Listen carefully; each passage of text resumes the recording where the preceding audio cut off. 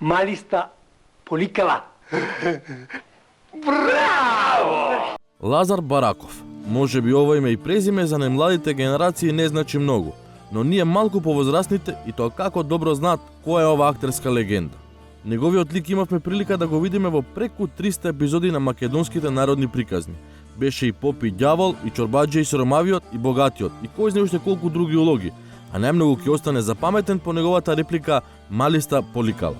За жал по смртта на бардот на македонската глума Ѓорѓи Колозов, македонските народни приказни, оние вистинските, престанаа да се снимаат. Секој од тие актери си го фати својот пат, па така и Лазар Бараков. Но по неколку години би рекле медиумска абстиненција, на наше огромно задоволство го имаме токму тој, Лазар Бараков во ексклузив. Господине Бараков, најпрво да ви се заблагодарам што ја прифативте оваа покана да гостувате во емисијата Ексклузив. Знам дека ретко давате интервјуа, ретко ве има. Вие не сакате или не ве бараат медиумите? Да ви кажам, баш во последно време, па имам баш многу интервјуа. Повеќе интервјуа имам отколку... Кој бевте активен? Кој бев активен, и тоа сакам да кажам, отколку на филмови, тука. Сега моментално сум повеќе во Бугарија. Таму снимам некои работи. Снимате таму во Бугарија, во Софија? Да, таму имам неколку проекти започнати, сега кога ќе...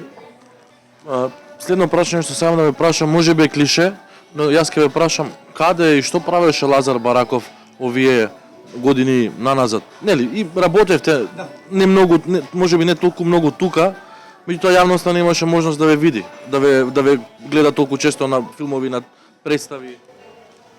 Па да ви кажам, последните, тоа е тоа. Јас после транзицијата, од кога државната телевизија која беше редовно на снимањето на старите приказни на МРТВ,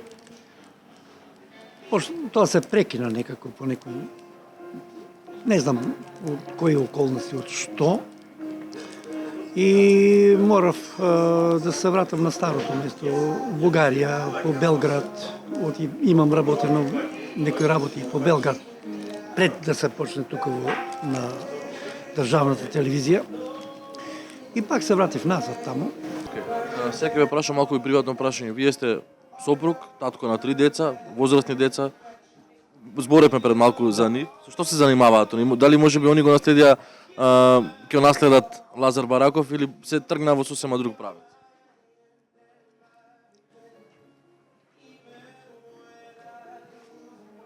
Сакат.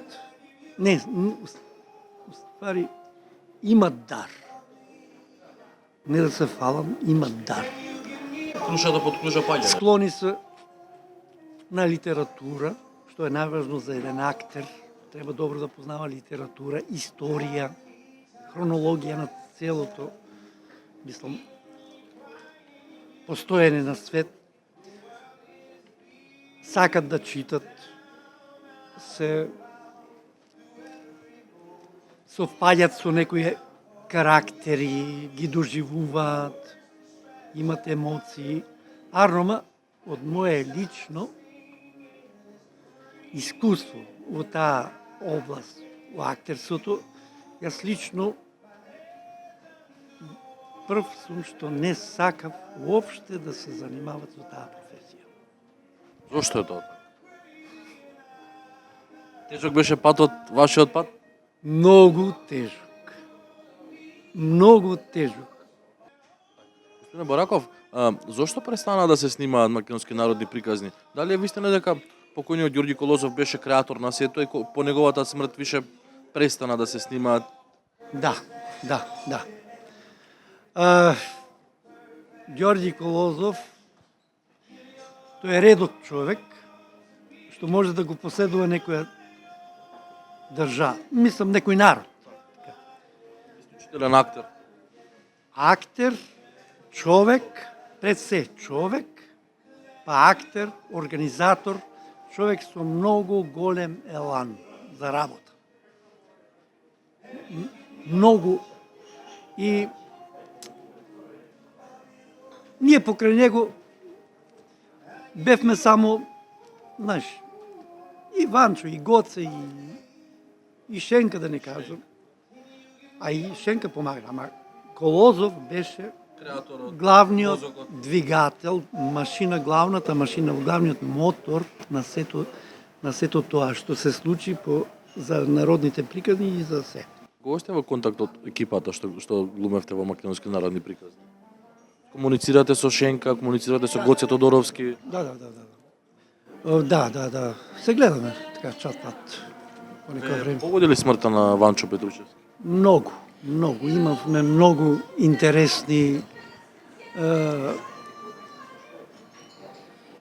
досетки, така, при снимањето, анекдоти, тоа при снимањето, секогаш кога се снима приказните, ние строго по сценариото не држевме по реплики, туку се беше повеќе на импровизација. Господин Бараков, ви благодарам многу за ова интервју, чесно ми беше голема. Се надам дека ќе се видиме повторно во некоја друга прилика и да разборуваме за некоја нова улога, нова серија, нов филм. Секако, да. Треба да се гледаме и да се надеваме на подобро.